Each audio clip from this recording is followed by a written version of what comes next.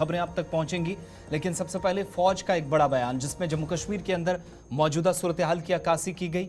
Technology कैसे जम्मू कश्मीर के अंदर सलामती सूरत हाल के लिए खतरा है, ये बताने की कोशिश हुई। और 15वीं कोर के कमांडेंट लेफ्टिनेंट जनरल राजीव गई, जिन्होंने आज जिम्मेदारी संभाल ली है, जीओसी 15वीं कोर बने हैं।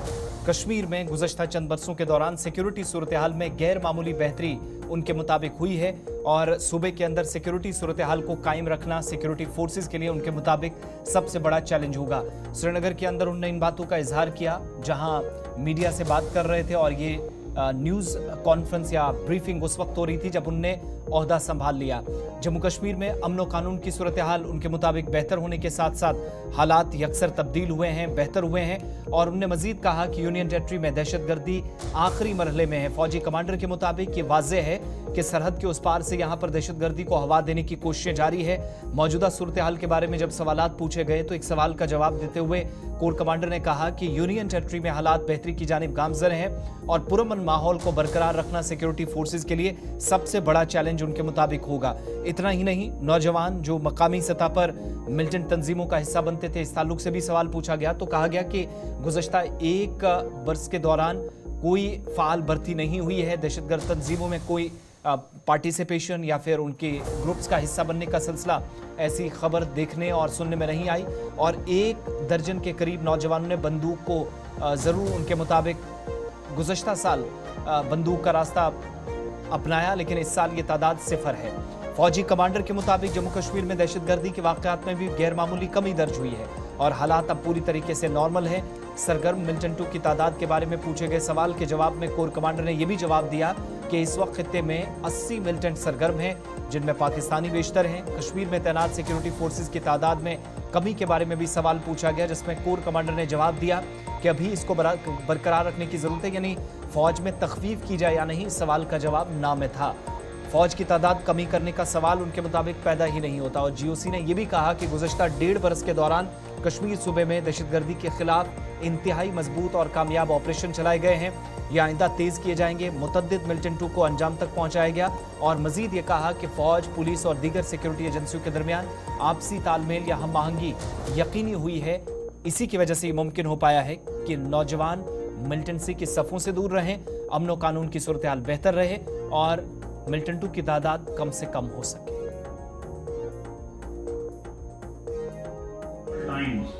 With the people of Kashmir. Today, as I am at the helm and shortly to leave, I realize that the region is at the cusp of a new beginning. We've seen over the last year and a half numerous significant events taking place here, and we've also seen a lot of development come to the region. In my view, this has been facilitated by a stable security situation brought about by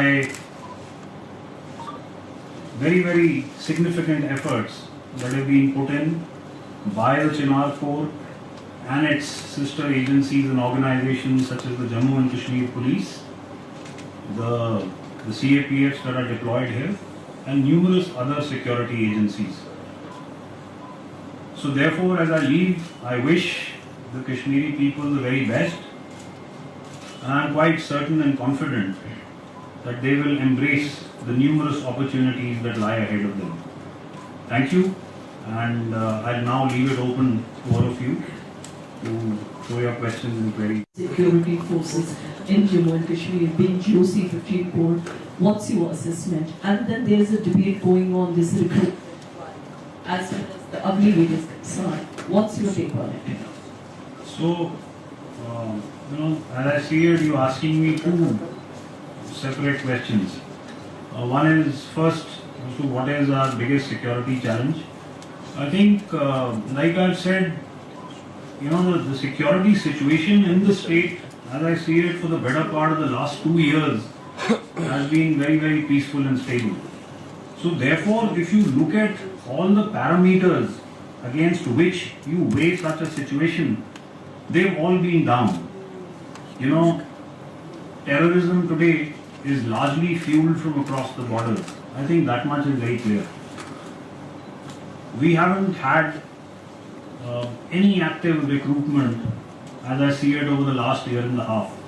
The numbers last year were down to a dozen, I think, across the year, and this year, you know, they are almost next to nil.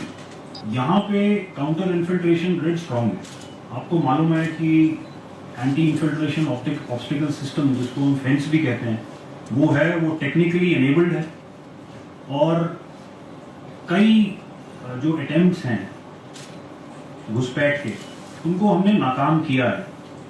अगर आप launch pads और infrastructure की बात करें जो line of control के उस पार है, इस साल हमने देखा कि हालांकि इन लॉन्च पैड्स में लोग थे और हमें इंटेलिजेंस एजेंसी से इनपुट्स भी आ रहे थे कि ये कोशिश करेंगे, लेकिन उतने अटेम्प्ट्स नहीं हुए इस समर में जब वो नॉर्मली होते हैं, जैसे कि हमने पिछले सालों में देखा.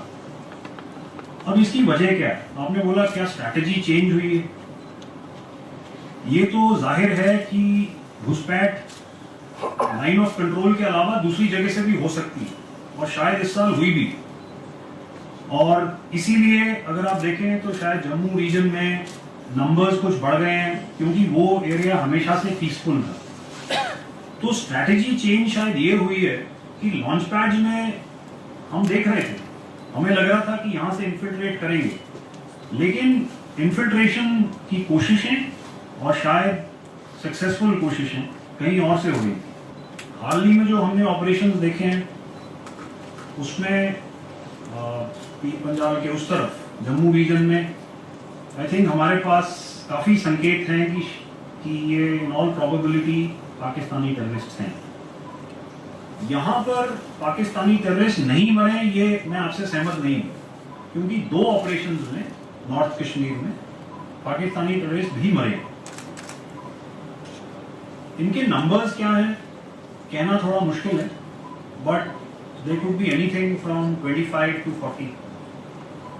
ज़्यादा बड़ा नंबर नहीं है, लेकिन अगर एक एरिया पीसफुल है, स्टेबल है, और उसमें सडनली इतने आप आतंकवादियों को ऐड करो